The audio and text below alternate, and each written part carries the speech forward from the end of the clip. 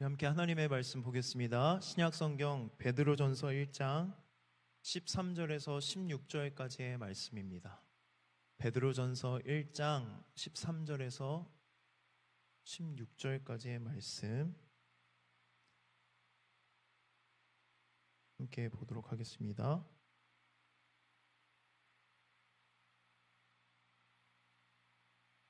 우리 함께 읽겠습니다. 그러므로 너희 마음의 허리를 동이고 근신하여 예수 그리스도께서 나타나실 때에 너희에게 가져다 주실 은혜를 온전히 바랄지어다. 너희가 순종하는 자식처럼 전에 알지 못할 때에 따르던 너희 사욕을 본받지 말고 오직 너희를 부르신 거룩한 이처럼 너희도 모든 행실에 거룩한 자가 되라. 기록되었으되 내가 거룩하니 너희도 거룩할지어다 하셨느니라. 아멘. 오늘은 거룩하신 하나님에 대해서 말씀을 전하려고 합니다. 오늘 그리고 다음 주에도 거룩하신 하나님에 대해서 전하려고 하는데요. 오늘은 하나님의 거룩하심에 대해서 함께 은혜를 나누고, 다음 주에는 하나님의 거룩하심에 대해서 인간인 우리의 마땅한 반응인 거룩한 두려움, 경외에 대해서 함께 말씀의 은혜를 나누려고 합니다. 여러분, 한번 묻겠습니다. 거룩이 무엇일까요? 거룩하다. 거룩하면 여러분 어떤 개념이 가장 먼저 떠오르시나요? 교회를 좀 다녀보신 분들은 거룩의 의미를 이렇게 이해하고 계실 거예요. 히브리어로 거룩이 코데시인데요, 무슨 뜻이냐면 분리하다, 구별하다라는 뜻입니다. 거룩함이란 무언가로부터 분리된 상태, 구별된 상태를 우리 성경은 뭐라고 이야기하냐면 거룩이라고 이야기합니다. 이 개념을 가지고 하나님의 거룩하심에 대해서 보면 이 거룩, 분리됨, 구별됨이 가지고 있는 특별한 요소가 두 가지가 있어요. 하나님은 거룩하십니다. 그 거룩하신 하나님의 첫 번째 특별한 요소는 무엇이냐면 하나님이 완전하셔서 도덕적으로 완전히 의로우시다는 것이 바로 하나님의 거룩하심입니다. 하나님만이 모든 도덕과 선에 있어서 구별된 최고의 존재가 바로 하나님은 거룩하시다라는 뜻입니다. 죄가 하나도 없다는 뜻인데요, 거룩하신 하나님의 모든 행위와 생각과 계획과 의도는 다 선하고 완전히 의롭다는 것이 바로 하나님은 거룩하시다라는 의미입니다. 하나님은 실수하거나 실패하지 않으실 뿐만 아니라 피조물에게 어떠한 부당한 대우를 하지 않는다는 게 바로 거룩하신 하나님이라는 의미입니다. 성경은요, 전능하신 하나님보다 거룩하신 하나님을 더 많이 기록하고 있습니다. 그런데 우리는 하나님의 전능하심에 대해서는 되게 매력적으로 느끼는데 하나님의 거룩하심에 대해서는 그다지 매력적으로 느끼지 않는 것 같습니다. 그런데 왜 성경은 전능하신 하나님보다 거룩하신 하나님을 더 많이 기록하고 강조하고 있을까요? 우리 신앙의 기초가 하나님의 전능하심에 있다기보다 어디에 있어야 되냐면 거룩하심에 우리 신앙의 기초가 있어야 된다는 뜻입니다. 만약 여러분 하나님이 죄를 하나라도 지었다면, 하나님이 거룩하지 않다면 우리의 신앙은 무너질 것입니다. 왜 그럴까요? 우리의 신앙은 하나님의 죄 없음, 거룩하심에 기반을 두고 있기 때문입니다. 우리는 죄를 지은 죄인이고 그분은 죄가 없기 때문에 우리는 하나님을 신뢰하는 것입니다. 거룩은 하나님의 신적인 위엄을 가장 잘 나타내는 성품 중에 하나입니다. 그런데 하나님의 거룩하심은 또한 위험하기도 합니다. 우리가 구약 성경을 읽어보면 거룩하신 하나님의 임재에 즉사하거나 죽어버린 사람들이 많이 나오는 것을 기록을 통해서 알 수 있습니다. 하나님의 거룩하심은요, 너무 선하기 때문에 어떤 부정적인 것과 함께 공존할 수가 없습니다. 그래서 우리는 거룩하신 하나님을 만나기 위해서 우리 또한 어떻게 되어야 되냐면 거룩해야 된다는 거예요. 성경에서 거룩이라는 단어가 처음 등장하는 것이 출애굽기 3장입니다. 출애굽기 3장에 무슨 내용이 나오냐면 40년 동안 광야 생활을 했던 모세를 하나님이 만나러 오세요. 근데 어떻게 만나러 오시냐면 떨기나무에 불로 임하셔서 모세를 만나게 됩니다. 근데 그때 떨기나무 가운데 임한 불에서 불이 신기하니까 모세가 어떻게 해요? 떨기나무로 가까이 가려고 할 때 하나님이 막으세요. 뭐라고 말씀하시면서 막으냐면 이리로 가까이 오지 말라. 이곳은 거룩한 땅이니 네 신을 벗어라 라고 말씀하십니다. 1월 달에 이 말씀을 가지고 리더들과 함께 묵상을 했는데 한 청년이 되게 은혜가 되는 이렇게 나눔을 해줬어요. 어떤 나눔을 해줬냐면 떨기나무에 임한 하나님의 불은 따뜻했을 것 같다고 묵상을 한 거예요. 왜 따뜻했다고 여겼을까 이렇게 묵상 나눔을 했는데 무슨 얘기를 했냐면 하나님의 불이 떨기나무를 어떻게 해요? 그을리기도 하지 않고 타게도 하지 않고 그 존재를 그냥 보존하면서 떨기나무는 하나님의 따뜻함을 느꼈을 것 같다라고 이야기를 나눠주는데 그때 저에게 참 은혜가 됐어요. 그래, 하나님의 불은 따뜻하지. 그런데요, 여러분, 그 하나님의 불은 또한 거룩함에 대해서 우리에게 가르쳐 줍니다. 정결하고 거룩한 상태에 하나님이 임재하시면 하나님의 불은 따뜻하게 느껴질 것입니다. 반대로 정결하지 않거나 거룩하지 않고 죄가 있는 상태에 하나님의 거룩하신 불과 하나님의 임재가 임하면 하나님의 불은 우리를 소멸하게 하는 불이 될 수도 있다는 것입니다. 여러분, 지금까지 제가 거룩에 대해서 이렇게 나눴는데 어떤 느낌이 드세요? 하나님은 다가갈 수도 없고 멀리만 느껴져 있는 것처럼 느껴질 수도 있습니다. 그런데요, 거룩의 개념은 여기서 더 나아가야 합니다. 하나님의 거룩의 특별한 두 번째 요소는 무엇이냐면 하나님은 모든 피조물로부터 완전히 구별된 존재라는 것입니다. 아까 거룩이 뭐라 그랬어요? 계속 제가 물어볼게요. 거룩은 구별되다, 분리되다. 그러니까 이 세상을 창조하신 창조주 하나님은 피조물과 같을 수 있어요? 같지 않아요? 결코 같을 수 없는 구분되고 분리되어 있는 존재가 바로 창조주 하나님이라는 거예요. 그러니까 거룩을 어떻게 이해하셔야 되냐면 창조의 개념과 함께 이 거룩을 이해해야 합니다. 하나님이 죄가 있으면 가까이 할 수도 없고 또 하나님이 창조주 하나님이시기 때문에 피조물인 우리와 같을 수 없는 분이라고 하면 하나님은 저 멀리 계시는 분처럼 여겨질 것입니다. 그러나 창조주 하나님과 피조물이 구별되었다는 것은 하나님이 저 멀리 저 높이 권위적으로 우리에게 임한다는 의미가 아닙니다. 하나님께서는 이 세상을 창조하시고요, 가만히 내버려 두지 않으십니다. 창조하신 이 창조 세계가 잘 가꾸어질 수 있도록 지속적으로 관리하시고 생명을 공급하시고 사랑과 은혜로 이 세상을 창조하신 이 세상을 돌보시고 가꾸신다는 게 바로 거룩의 의미라는 거예요. 그러니까 여러분, 거룩은 하나님을 저 멀리 내버려 두는 게 아니라 오히려 그 거룩하신 하나님이 우리와 항상 함께 하셔서 우리의 인생을 돌보시고 가꾸시고 우리에게 영원한 생명을 풍성하게 불어 넣어주시는 이 창조의 능력이 바로 구별된 능력, 거룩하다라고 말할 수 있습니다. 우리는 하나님의 거룩하심 하면 두 번째 요소가 아니라 첫 번째 요소만을 떠올립니다. 하나님은 선하셔, 도덕적으로 완전히 의로우셔.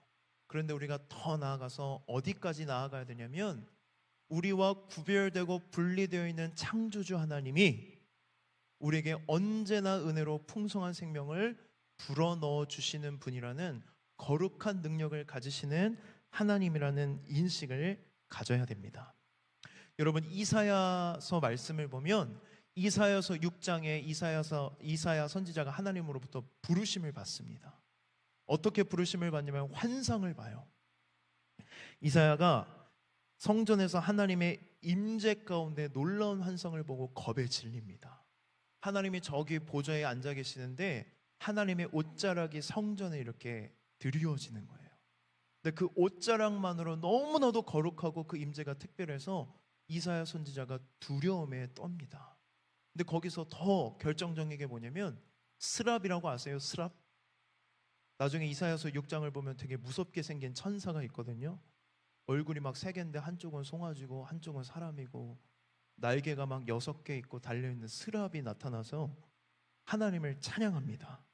그리고 그 스랍이 제단에 있는 숯을 들고 와서 이사야의 입에 대면서 이렇게 이야기를 합니다. 너의 악은 사라지고 너의 죄가 사해졌다.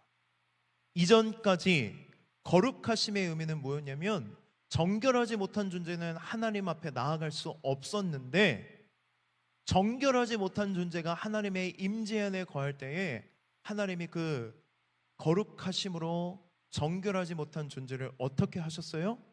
거룩하게 만드셨다는 겁니다. 거룩하신 하나님의 임재가 부정한 것을 정결하게 한 것입니다. 그리고 에스겔서 말씀을 보면 에스겔 선지자가 환상 속에서 성전 문에 서 있는데 그 성전 문지방으로부터 물이 줄줄줄 흐르기 시작해요. 근데 줄줄줄 흘렀던 물이 개울이 되고 이내 그 물이 더 많아지면서 강을 이루게 됩니다.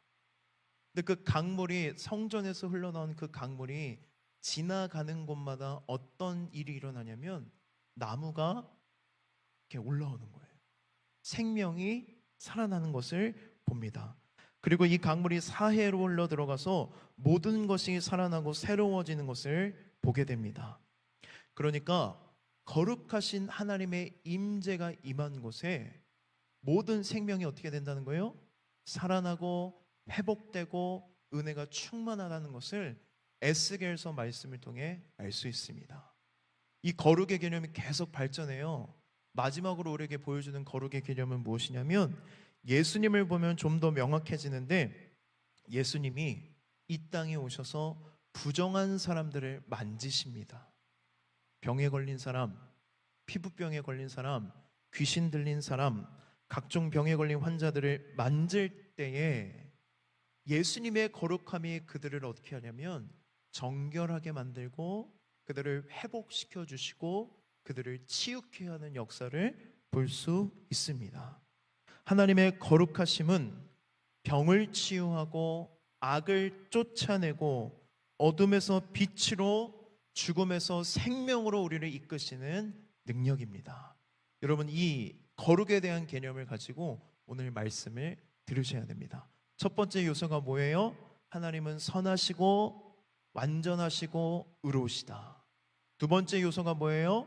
그 선하시고 완전하시고 의로우신 하나님이 창조하신 이 세상을 더 아름답게 가꾸시고 생명을 공급해 주시는 구분되고 분리되어 있는 능력을 누가 갖고 계시다? 하나님께서 갖고 계신다는 것이 거룩의 진정한 의미입니다. 그런데 여러분 한번 물어보겠습니다. 여러분 하나님의 거룩하심에 대해서 관심이 있으세요? 없으세요? 제가 이 설교를 준비하면서 가장 걱정됐던 게 뭐냐면 세상은 거룩의 가치에 대해서 중요하게 생각하지 않다는 거예요. 그런 세상 속에서 살아가는 우리들이 과연 거룩에 대해서 관심을 가지며 살아갈까?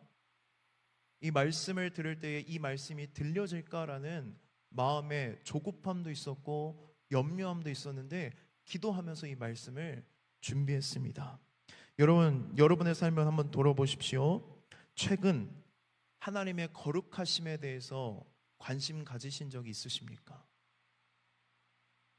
최근에 하나님의 거룩하심에 대해서 깊이 있게 묵상하거나 그 거룩하심을 경험했거나 하나님의 거룩하심을 찬양의 고백으로 올려드리신 적이 있으십니까? 별로 없습니다. 그 이유가 뭐냐면 우리는 죄인이기 때문이에요. 아담과 하와가 죄를 지었을 때 누구를 피해 숨습니까? 하나님을 피해 숨습니다. 우리 안에 있는 이 죄는요, 거룩하신 하나님의 임재를 불편하게 만듭니다.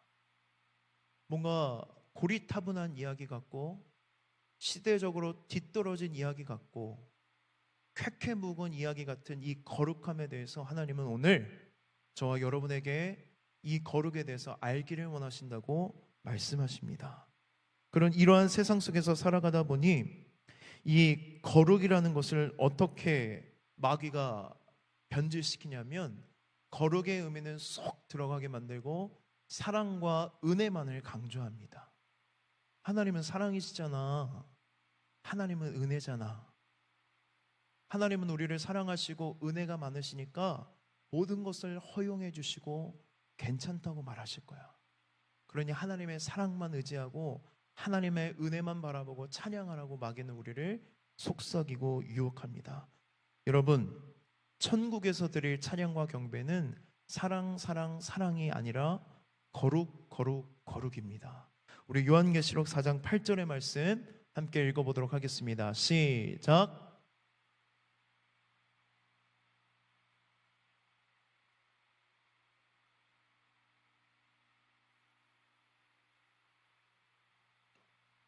아멘.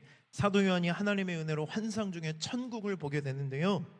천국에서 하나님을 어떻게 찬양하고 있습니까? 거룩하다, 거룩하다, 거룩하다. 성경에서 2번 반복하면 엄청난 강조인데요. 3번 반복되는 단어가 거의 없습니다. 그런데 거룩에 관해서만 성경은 3번씩 반복하고 강조하며 최상급으로 우리에게 이야기합니다. 하나님은 어떤 분이십니까? 거룩하신 분이시고 거룩하신 하나님이 저와 여러분이 거룩하기를 원하십니다. 하나님은 하나님의 거룩하심의 능력을 경험하여 거룩하신 하나님의 임재 가운데 나아가 하나님의 거룩하심을 찬양하기를 원하십니다. 여러분, 하나님의 거룩하심을 알기를 원하십니까? 경험하기를 원하십니까? 오늘 기대와 소망을 가지고 함께 말씀을 봤으면 좋겠습니다. 우리 베드로전서 1장 13절 말씀 함께 읽도록 하겠습니다. 시작.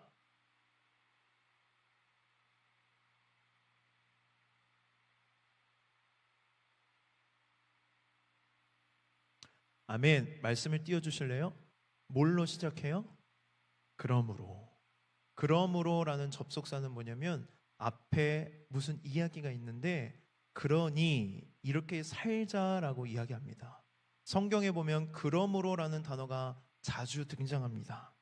그리스도인의 삶에 대한 명령들은 언제나 뭘로 시작하냐면 그러므로로 시작됩니다. 베드로는 12절까지 하나님의 은혜로 구원받은 우리에게 산 소망이 있으니 그러므로 어떻게 살아가라고 말하냐면 거룩하게 살아갈 것을 우리에게 권면하고 있습니다. 여러분, 하나님의 명령은요 항상 어디에 뿌리를 두고 있냐면 은혜에 뿌리를 두고 있습니다. 잘 기억하셔야 돼요. 항상 어디에 뿌리를 두고 있다고요? 은혜. 은혜가 없으면 봉사할 수 있을까요? 없을까요? 봉사할 수 없습니다. 은혜가 없으면 사역할 수 없습니다. 은혜가 없으면 하나님의 명령대로 순종하며 살아갈 수 없습니다. 여기서 만약에 순서가 바뀌게 되면 재앙이 찾아옵니다. 만약 은혜 없이 순종하게 되면 어떤 재앙이 일어나냐면 우리가 행하는 모든 것이 내 공로가 되고 내 의가 되어버립니다. 은혜가 없으면 지속적으로 하나님의 명령에 순종할 수 없습니다. 체험이 없이 나눔만 하다 보면 언젠가 내 안에 있던 모든 은혜가 다 고갈돼서 우리가 경험하는 게 뭐예요? 번아웃이 찾아옵니다. 항상 예수님의 말씀에 순종하며 살아갈 때 무엇이 우선이 되어야 되냐면 하나님의 은혜가 우선이 되어야 합니다. 여기 모든 청년들이 날마다 하나님의 은혜를 바라고 사모하며 나아갈 때에 하나님이 그 은혜를 꾸짖지 않고 후히 주실 줄 믿습니다. 베드로는 우리가 받은 구원의 은혜가 크니 그러므로 너희 마음의 허리를 동이고 근신하라고 말씀합니다. 당시 이스라엘 백성들은 뭘 입었냐면요 긴 로브 같은 걸 입었어요. 로브가 뭔지 아세요? 쉽게 말하면 원피스예요. 그러니까 천에 머리 구멍 하나 뚫어놓고 팔 구멍 2개 뚫어놓고 그걸 입었단 말이에요. 여러분 원피스 입어보셨나요? 남성분들 원피스 입어보신 적 있으세요? 저는 이번 여름에 원피스를 한번 입어봤거든요. 그런 취향은 아닌데요. 원피스를 왜 입게 됐냐면 저희 아내가 임신했을 때 입었던 원피스가 있어요. 저한테도 맞는 원피스. 왜 그걸 입게 됐냐면 제가 여름에 땀이 되게 많은데 등에 땀띠가 난 거예요. 근데 그게 너무 괴로워서 뭘 입어도 허리에, 그러니까 바지를 뭘 입어도 다 그 허리 때문에 너무 따갑고 어려워가지고 힘들고 어려워하던 차에 저희 아내가 뭘 권해줬냐면 원피스를 한번 입어보라는 거예요. 그래서 내가 이런 걸 어떻게 입느냐 하다가 입어봤더니 신세계를 경험했어요. 왜 이걸 여성분들만 입는지는 모르겠는데 너무 시원하고 편하고 좋은 거예요. 근데 여기서 되게 안타까운 사실은 뭐냐면 땀띠인 줄 알았던 그게 뭐였냐면 대상포진이었던 거예요. 근데 나는 계속 간지러워서 긁고 막 따갑고 하길래 병원 갔더니 왜 이 지경이 돼서 왔냐고 얘기를 하시더라고요. 그래서 한동안 어려웠는데 말씀을 준비하다 그게 떠올랐어요. 원피스 되게 편하지. 네. 근데 여러분 오늘 말씀을 보니까 이스라엘 백성들이 그런 원피스를 입고 살았는데요. 평상시 생활을 할 때는 되게 편하고 좋아요. 그런데 무언가 본격적으로 일을 할 때는 거추장스럽단 말이에요. 그래서 항상 뭘 해야 돼요? 허리를 동을 매이고, 동이고 이건 무슨 뜻이냐면 허리에 띠를 띄우라는 거예요. 옷을 다 축혀 입고 이제 움직일 준비를 하라는 것인데요. 베드로가 지금 어디 허리에 동여매라고 하냐면 마음의 허리에 동여매라고 이야기합니다. 베드로는 이 말씀을 통해 우리에게 뭘 가르쳐 주고 있냐면 거룩함은 마음에서 시작된다는 것입니다. 이제 구원받은 자답게 거룩하게 살아가기 위해서 마음의 준비를 하라는 거예요. 어떻게 마음을 준비해야 할까요? 뒤에 말씀을 보면 이렇게 기록되어 있습니다. 예수 그리스도께서 나타나실 때에 너희에게 가져다 주실 은혜를 온전히 바랄지어다. 아멘. 베드로는 우리가 이 땅에서 살아가면서 그리스도의 은혜를 바라는 것 말고는 소망이 없다고 이야기합니다. 그래서 우리의 소망을 온전히 어디에게 고정하라고 이야기하냐면 소망 대신 예수님께 고정하라고 말합니다. 주님의 은혜를 바라보는 데에 너희들의 삶에 방해가 되는 것들을 다 뭐하라는 거예요? 동요매라는 이야기예요. 너희들의 마음 가운데에 주님이 소망이 되어야 되고 주님만 바라봐야 하는데 그것을 방해하는 것들이 있다면 이제는 너희들이 거룩하게 살아가야 되기 때문에 그걸 다 어떻게 하라는 거예요? 동요해라. 거룩해라. 분리해라. 구별해라. 잘라내라 라고 말씀하고 있는 것입니다.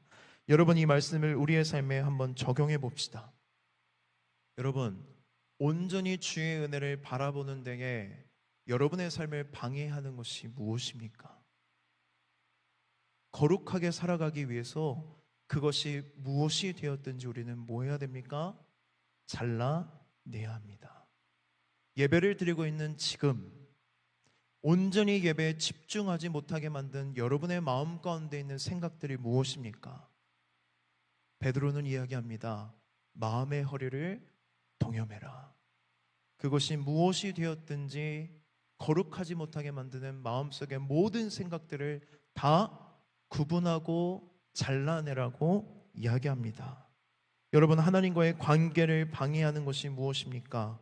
베드로는 오늘 우리에게 우리의 삶이 거룩하지 못하게 만드는 모든 것들을 과감하게 잘라내라고 이야기합니다. 여러분 거룩한 삶을 살기 위해 무엇을 결단하시겠습니까? 오늘 말씀을 듣는 내내 저는 이런 기도를 했습니다. 성령 하나님, 이들의 마음을 어렵게 해주십시오. 이 말씀을 듣는 내내 거북하게 해주십시오. 부담을 느끼게 해주십시오.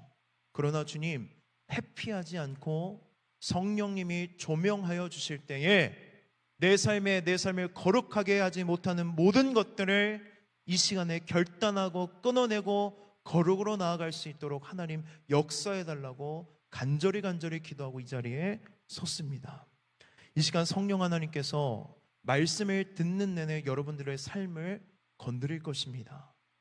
그것이 무엇이 되었든지 그게 여러분과 하나님과의 관계를 가로막고 멀리하게 만들고 하나님을 집중하고 하나님을 소망으로 두는 데 방해하는 것들이라면 오늘 이 시간 결단하고 끊어내십시오. 성령 하나님께서 온전히 끊어낼 수 있도록, 구분할 수 있도록 여러분들의 삶을 도와주실 줄 믿습니다.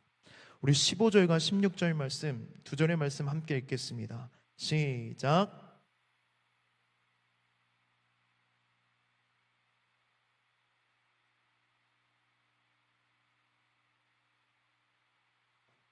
아멘. 15절 말씀을 보니까요, 하나님이 우리가 거룩하기를 원하시는데 기준이 되게 높아요. 모든 행실에 거룩하라.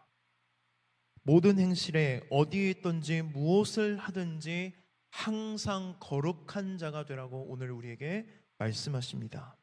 여러분, 묻겠습니다. 우리가 모든 행실에 거룩한 자로 살아가는 게 가능할까요? 불가능할까요? 가능해요? 불가능해요? 가능하다고 하는 사람 한 분도 안 계시죠? 불가능해요. 모든 행실에 거룩한 자가 된다는 것은 불가능해 보입니다. 내 의지와 노력으로는 절대로 모든 행실에 우리는 거룩할 수 없습니다. 그런데요, 우리가 모든 행실에 거룩할 수 있는 비결이 있습니다. 15절 말씀을 보면 뭐라고 말씀하시냐? 오직 너희를 부르신 거룩한 이처럼. 거룩하게 살아가도록 우리를 누가 부르셨다는 거예요? 거룩하신 하나님이 부르셨다는 것입니다.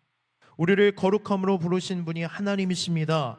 부르심은 단순히 초대의 의미가 아닙니다. 부르심대로 누가 우리의 삶을 그렇게 이끄시고 인도하시고 만들어 가신다는 겁니까? 거룩하신 하나님이 우리가 모든 행실에 거룩한 자가 되어 하나님과 같이 거룩하게 살아갈 수 있도록 우리를 만드시고 이루어 가시겠다는 약속의 말씀이 바로 부르심입니다. 때로는 우리의 삶의 영역 중에 거룩하지 못한 영역이 있습니다. 이 부분만큼은 거룩하지 못할 때가 있는데, 여러분, 하나님은 우리를 거룩하게 이끄시고 부르신 분이기 때문에 때로는 그 영역에 하나님이 고난을 주실 때도 있습니다. 고난을 통해서 우리를 훈련하시고 연단하시기도 합니다. 그래서 베드로전서 말씀을 보면 유독 많이 등장하는 단어가 고난이에요. 거룩한 자가 되어 살아갈 때 우리 인생에 뭐가 많이 찾아온다는 거예요? 고난이 많이 찾아온다는 것입니다. 또한 베드로전서의 주제가 나그네인데 이 땅에서 나그네로 살아가는 것이 아니라 영원히 살아갈 것처럼 우리가 이 땅의 것들을 추구하고 살아가며 악한 욕망에 사로잡혀 거룩하게 살아가지 못할 때에 하나님은 우리의 삶에 고난을 주신다는 것입니다. 그 고난을 통해 우리의 삶을 다시 거룩하게 만드시고 다시 하나님께로 이끄신 것이 바로 고난의 의미입니다. 하나님께서 지금 나를 어둠에서 빛으로, 사망에서 생명으로 부르십니다. 다시 한번 물어볼게요, 여러분. 거룩이 뭐라고요? 거룩이 뭐라고요? 두 단어. 구분되다, 그리고 분리되다, 구별되다라는 의미라고 이야기했죠? 여러분 한번 물어보겠습니다. 악으로부터 분리되면 무엇입니까? 여러분이 악의 자리에 있다가 분리가 됐어요. 그러면 어디로 가요? 선으로 가요. 여러분이 어둠 가운데 있는데 어둠으로부터 분리되면 어디로 가는 것입니까? 빛으로 가는 거예요. 여러분이 사망의 음침한 골짜기로부터 분리되면 생명 되신 하나님께로 나아가는 것입니다. 그렇기 때문에 여러분, 거룩이란 빛으로의 초대이고 부르심이며 생명과 은혜로 하나님이 부르시는 부르심이라는 것을 우리는 깊이 깨닫고 경험해야 합니다. 거룩은 행위의 개념이 아니라 관계의 개념입니다. 우리가 거룩을 행위의 개념으로 이해하면 당연히 거룩함이 부담으로 다가옵니다. 왜요? 뭐 해야 되고 뭐 안 해야 되고. 제가 이전에 중등부, 이 교회 말고 이전 교회에서 중등부 사역할 때 정말 말 안 듣는 중학교 2학년 여자애가 있었어요. 집사님 딸이었는데 예배 거의 끝나갈 때 오고요, 제 시간에 오면 엎드려 있고요, 항상 배가 아프다고 유아부실을 가요. 중등부 고등부 예배인데. 그래서 제가 마음 먹고 이 친구 신방하고 복음 전하고 좀 어떻게 바뀌게 만들어야겠다 하고 같이 맛있는 거 먹고 복음을 전했는데 이 친구가 뜻밖의 이야기를 하는 거예요. 그때는 전도사였거든요. 전도사님, 저 예수님 믿기 싫어요. 그래서 왜 그러냐 그랬더니 예수님 믿으면 해야 될 게 너무 많고 하지 말아야 될 게 너무 많다는 거예요. 그때 되게 큰 충격을 받았어요. 내가 이제까지 이 친구에게 예수님을 믿는다는 거를 율법적으로 가르쳤구나. 뭘 하면 안 되고 뭘 해야 되고 짐처럼 느끼게 만들었구나. 근데 우리가 거룩을요, 행위의 개념으로 이해하면 부담스러워요. 하고 싶지 않은 거 해야 되고 하기 싫은 거 어떻게 하고 싶은데 하면 안 되는 개념으로 이해하게 됩니다. 그러나 거룩은 행위의 개념이 아니라 관계의 개념입니다. 하나님께서 이렇게 말씀하십니다. 내가 거룩하니 너희도 거룩하라. 그러면서 무슨 계명을 쭉 말씀하세요? 야, 이건 이렇게 해야 되고 저건 이렇게 해야 되고 너 이렇게 살면 안 돼. 그런 규칙이나 명령들이 하나도 없습니다. 뭐라고 말씀하세요? 내가 거룩하니 너희도 거룩하라. 거룩은 단순한 것입니다. 거룩함은 마음에서 흘러나오는데요, 그 비결은 바로 사랑입니다. 거룩함은 마음에서 흘러나오고 그 비결은 사랑인데, 거룩은 우리의 모든 것을 다해 하나님을 사랑하고 우리 이웃을 내 몸과 같이 사랑하는 것이 바로 거룩입니다. 악으로부터 떠나 하나님께로 나아가는 것이 거룩입니다. 우리가 악으로부터 분리되고 구별될 때 우리는 하나님의 자녀가 되었다는 소속감을 느끼게 될 것입니다. 우리가 모든 행실에서 거룩하신 하나님과 같이 거룩하게 살아갈 때 무슨 일이 일어나냐면 우리의 삶을 통해 거룩이 증명됩니다. 베드로는 모든 행실에서 거룩한 자가 되라고 말합니다. 거룩한 우리의 삶의 방식이 하나님에 대한 우리의 믿음을 증명하고 하나님의 성품인 거룩함을 보여주게 됩니다. 거룩한 사람으로 주어진 환경에서 선량하고 거룩하게 살아갈 때에 그 거룩함은 여러분 매력적으로 느껴지고 그 거룩은 바로 능력이 됩니다. 거룩이 왜 사람들에게 매력적으로 느껴지고 능력이 될 수 있을까요? 예수님께서 부정한 자들과 어울리시고 그들의 삶을 만져주셨을 때에 그들이 정결하게 되고 그들의 아픔과 고통과 어두움이 회복되고 치유되고 새롭게 되는 역사를 볼 수 있습니다. 예수님은 그분을 따르는 자들을 뭐라고 부르시냐면 하나님의 전이라고 부르세요. 저와 여러분을 뭘로 부르셨다고요? 하나님의 전, 성전으로 저와 여러분의 삶을 부르셨습니다. 에스겔의 환상을 기억하십시오. 성전에서 물이 흘러나와 모든 것을 정결하게 하고 회복하게 했던 것처럼 거룩한 성전으로서 우리가 세상 가운데 거룩함으로 살아갈 때에 여러분이 임하는 곳곳마다 무슨 일이 일어나냐면 거룩의 능력이 나타나는 것입니다. 거룩의 능력이 무엇입니까? 어두움을 빛으로, 사망을 생명으로, 죽음에서 생명으로, 그리고 아픔에서 고통에서 회복으로 이끄는 것이에요. 그러니까 우리가 거룩하게 살아갈 때에 우리의 삶을 통해 우리의 주변이 완전히 달라진다는 것입니다. 그러니 세상 사람들이 거룩하게 살아가는 사람을 통해서 뭘 발견하게 되냐면 하나님의 성품인 거룩함을 느끼게 되고 생명을 느끼게 되고 회복을 경험하고 소망을 얻을 수 있다는 것입니다. 그래서 성전으로 살아가는 우리에게 하나님께서 이렇게 말씀하십니다. 우리 요한복음 7장 38절 말씀 읽어보겠습니다. 시작.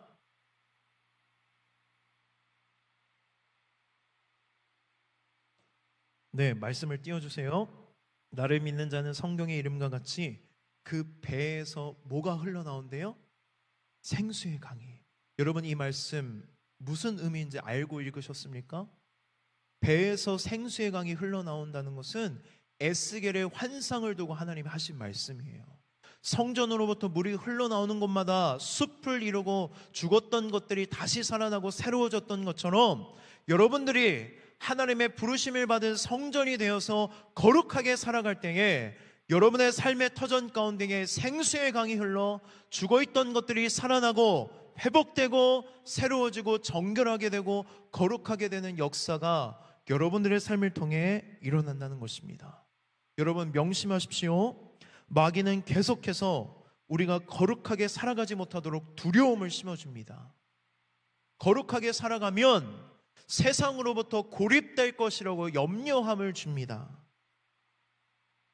세상 사람들이 나를 떠날 것이라고 우리의 마음에 두려움을 줍니다. 그러나 거룩은 하나님과 나와의 관계뿐만이 아니라 우리의 모든 관계에도 선한 영향력을 미친다는 것을 반드시 기억하십시오.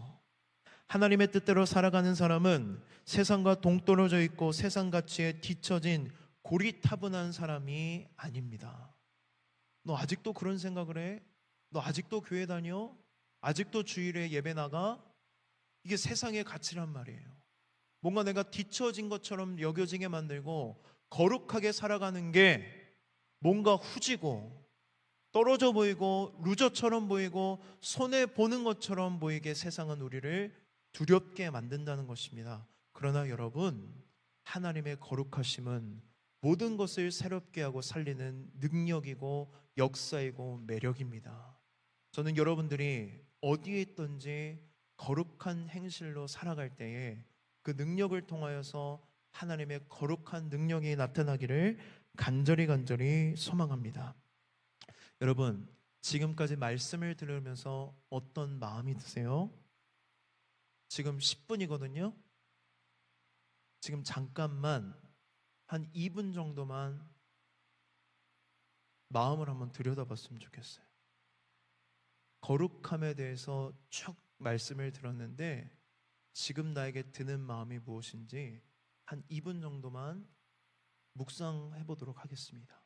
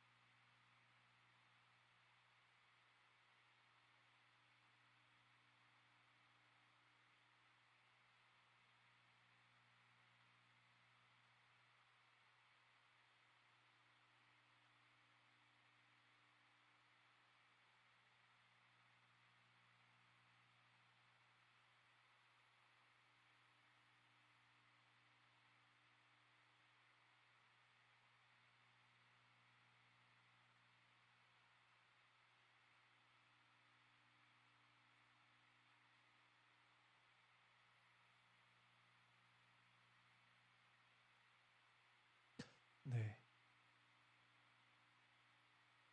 여러분 아직도 거룩한 삶이 부담으로 느끼십니까? 거룩하게 살아가려고 할 때에 무엇이 여러분의 삶을 방해하고 있는지 어떤 마음이 드는지 진실되게 우리의 마음과 중심을 봤으면 좋겠습니다.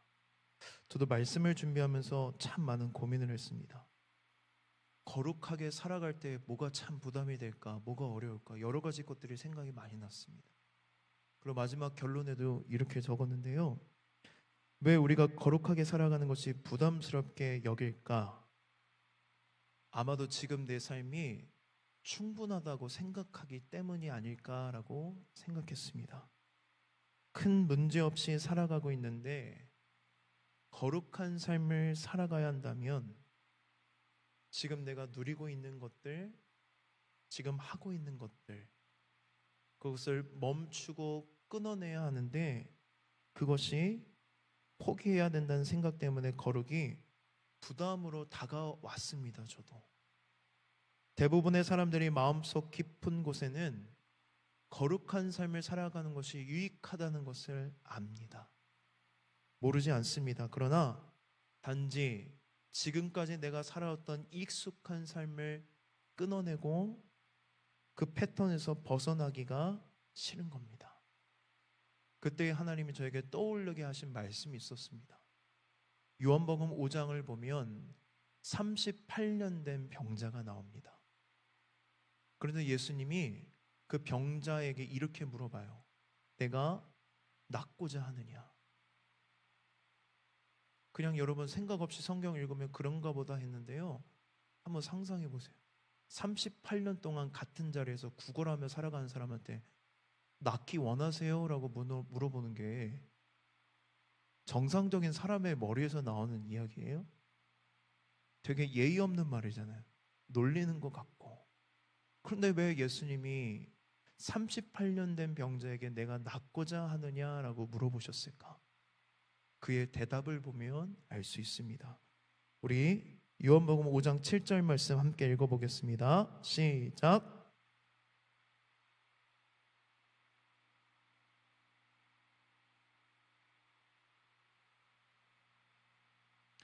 뭐라고 대답해요? 낫고 싶다라고 대답해요, 안 해요? 낫고 싶다고 이야기 안 하고 누가 나를 이 못이 움직일 때에 먼저 들어가면 병이 낫는다는 전설이 있는 이 연못인데 아무도 나를 먼저 넣어주지 않았다면서 남 탓을 하고 있습니다. 38년 동안 걷지 못하고 같은 자리에서 구걸하며 살아가다 보니 자유롭게 뛰며 걸어다니는 것을 상상도 하지 못하는 것입니다. 그것을 원하지 않았던 것입니다. 삶의 변화를 받아들이지 못하는 것입니다. 현재의 삶에 안주하며 거룩함을 추구하지 않고 자신의 삶에 안주하면 우리는 절대로 거룩할 수 없습니다. 오늘 이 말씀 듣고 잠깐 기도하고 다시 일상으로 돌아가 우리는 똑같이 마귀가 지금 공격하고 있는데요. 똑같이 살아갈 수밖에 없습니다. 여러분, 그 자리에서 일어서십시오.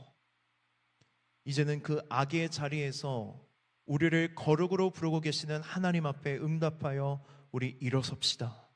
떠납시다. 끊어냅시다.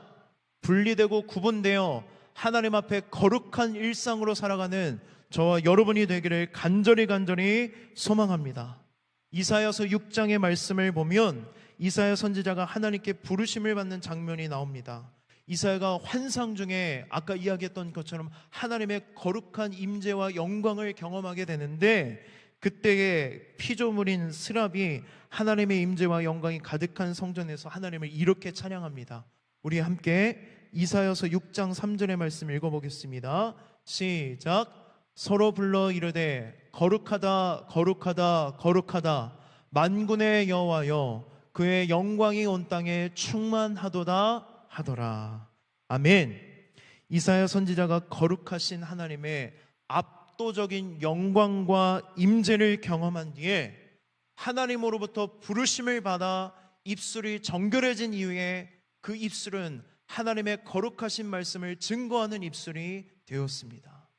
이사야 선지자가 살아가던 시대는 지금 우리가 살아가던 시대와 똑같이 악하고 타락한 시대였는데 그는 끝까지 거룩한 선지자로서 자신의 사명을 온전히 감당합니다. 그가 이렇게 감당할 수 있었던 이유는 무엇이냐면 그 악한 시대의 이사야는 거룩하신 하나님의 임재와 영광을 경험했기 때문입니다. 저는 간절히 소망하고 기도합니다. 매 주일 청년 예배 때마다 우리가 거룩하신 하나님의 영광과 임재를 경험하게 되어 날마다 하나님의 거룩하심을 찬양하고 어디에 있든지 무엇을 하든지 거룩한 삶을 살아가기를 간절히 주님의 이름으로 축원합니다. 우리 시간 함께 찬양하고 기도의 자리로 나아갈 텐데요, 이 시간 우리 결단의 의지를 가지고 오늘은 함께 일어서서 찬양했으면 좋겠습니다. 하나님, 내가 익숙했던 내 삶에서 벗어나기를 원합니다. 38년 된 병자와 같이 내가 주저앉아 있지 않기를 원합니다. 거룩으로 나를 초대하시고 부르셨는데 하나님, 내가 이제는 내 삶에서 일어서고 하나님 악으로부터 분리되어 거룩으로 나아가기를 소망합니다.